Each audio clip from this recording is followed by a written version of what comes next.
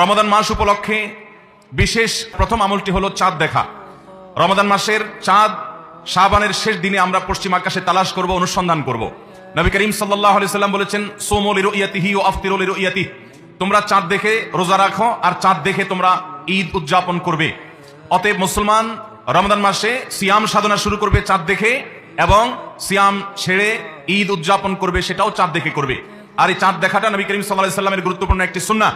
চাঁদ দেখতে গিয়ে কেউ যদি চাঁদ দেখতে পান তিনিও সওয়াব পাবেন, যদি আপনি চাঁদ তালাশ করেন আর চাঁদ দেখতে নাও পান তারপর আপনি সওয়াব পাবেন, কারণ আপনি চেষ্টা করেছেন।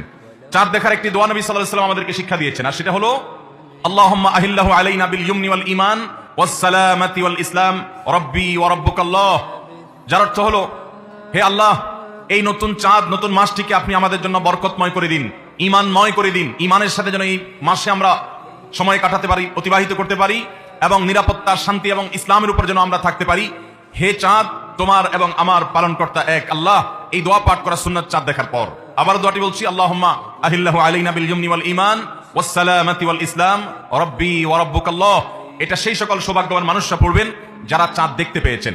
অতএব রমাদানকে কেন্দ্র করে সর্বপ্রথম আমাদের যে আমলটি হবে তা হলো শাবানের শেষ দিবসে আমরা পশ্চিম আকাশে চাঁদ তালাশ করবো ইনশাআল্লাহ।